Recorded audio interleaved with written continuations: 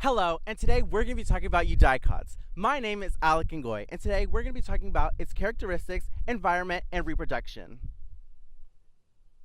So some Eudicots, like this tree here, have the ability to grow secondary growth, which basically means that they grow wood and bark.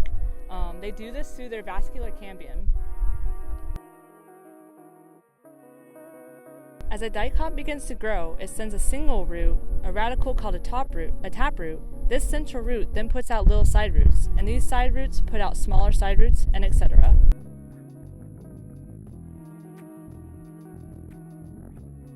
Eudicot flower parts come in groups of 4 or 5 to allow pollinators better access to their flowers. So something bad about Eudicots, it's harder to dig up the dicot weeds in general than monocot weeds, as dicot weeds have that long, deep, annoying, and often fragile taproot. But a benefit is that they do secondary growth. It's what allows that dicot to form an ever-widening stem or trunk. The secondary growth of dicots allow holes to heal, not allowing bacteria and fungus to grow in the scarred tissue. This is very beneficial to them. If you cut a dicot's meristem, you will usually get branching at that point, as new branches and leaves will form in response. In this segment, we're going to be talking about the reproduction cycle of a eudicot. Starting off with this pretty flower, we're going to move on to step 1. An ovule forms inside the flower's ovary. A cell in the ovule enlarges. When meiosis in the ovary begins, 4 haploids in a megaspore form meiosis and cytoplasmic division of the enlarged cell. 3 megaspores disintegrate. Moving on to step 3. In the remaining megaspores, 3 rounds of mitosis with no cytoplasmic division result in a single cell with 8 nuclei. This brings us on to step 4. Double fertilization. Uneven cytoplasmic divisions result in a 7-called embryo sac with 8 haploid nuclei. This sac is the female gametophyte. This brings us on to step 5. Pollen sacs form in the anther, and a cell in the pollen sac begins, and this leads us to meiosis in the anther. Step 6, 4 haploids and microspores formed by meiosis and cytoplasmic division of a cell in the pollen sac. This moves us on to step 7. In this plant, mitosis of a microspore followed by differentiation results in 2-celled pollen grain. Brings us to step 8. Pollen grains are released from the anther. One lands on a stigma and germinates. A cell in the pollen grain develops into a pollen tube, the other into 2 haploid sperm cells. Finally, this brings us on to our final steps. The pollen tube reaches the ovule, penetrates it, and releases 2 sperm nuclei. One nucleus fertilizes the egg, and the other fuses with the endosperm mother cell. And throughout this whole process, a seed is began. And that is how the process starts all over again. This concludes this segment of reproduction with Eudicots. Roses are very diverse. They come in many different shapes, sizes, and colors. As we all know, there's red roses, and as you can see here, there's a lot of white roses. They prefer about any type of soil as long as it's well drained.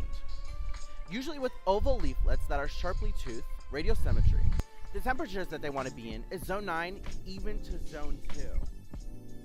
They are ornamental and contribute to the beauty industry.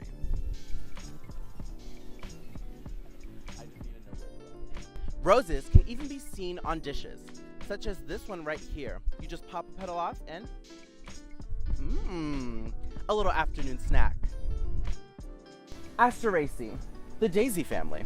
Members of the family have flower heads composed of many small flowers, called florets, that are surrounded by bracts. The leaves of the Asteraceae are simple or occasionally compound, and their arrangement along the stem may be opposite, alternate, or less commonly whorled. The flowers in the outermost row or rows of the head have a modified, mainly flat and elongate corolla that resembles an individual petal that have most of the flowers. It makes it easier for pollinators to see. Interesting fact, they make up 10% of all flowering plants on Earth. Did you know that Eudicots are 75% of all angiosperms and over 50% of all plant species? New species are still being discovered and will be for a long time, but estimates on the total diversity of Eudicots are around 280,000 species. Toxic Eudicots include the Papaveraceae family, also known as the poppy family. Both opioids opium and morphine derived from plants in this family, as well as pokeweed. The poisonous principles are found in the highest concentrations in the rootstock, then in leaves and stems, then in the ripe fruit.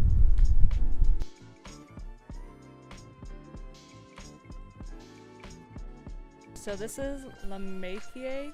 It's in the mint family.